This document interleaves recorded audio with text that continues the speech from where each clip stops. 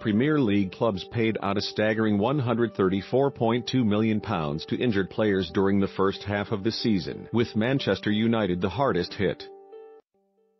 Jose Mourinho's squad has one of the highest wage bills in world football, and they paid injured stars a total of £15.8 million up until the start of this month. According to research by insurance broker JLT Specialty, injuries to the likes of Eric Bailly, Daley Blind, Marouane Fellaini and Zlatan Ibrahimovic have proved costly at certain points of the campaign as United trail rivals Manchester City at the top of the Premier League.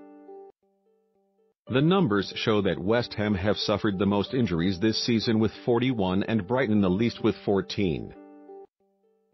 While the average cost incurred to top-flight clubs as a result of injuries stands at £6.7 million. JLT's research also showed that teams took a financial blow during the hectic December fixture schedule. With the average number of new injuries peaking at 19 per week during the Christmas and New Year period, it's little wonder many managers, including United boss Jose Mourinho and City manager Pep Guardiola, complained about the festive fixture pile-up. City have remained relatively injury-free during the course of the season, despite Guardiola's concerns about opponents taking an aggressive approach when facing them. They have suffered just 16 injuries, equating to 442 days out of the team, the second lowest in the league behind Southampton. Across Manchester, United's high wage bill sees them top of the average cost per injury table with an average of £869,881 in wages paid out to inactive players.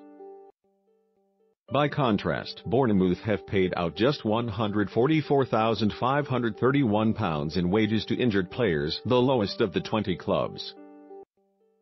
The JLT research found that hamstring injuries have been the most common, with 91 in the Premier League so far this season. But knee injuries are the costliest at £36.7 million overall, Duncan Fraser, head of sport at JLT, said, with the average cost of injuries rising for another year, and the number of injuries also rising at this point last season, the overall total lost by clubs looks set to eclipse the 2016-17 season total, with many of the soft tissue injuries being down to fatigue. These figures will raise questions about fixture pile-ups, especially with the rising costs involved. Many will welcome the fact that the Premier League is considering the implementation of a winter break, which may mitigate injuries and associated costs that result from a strenuous winter schedule.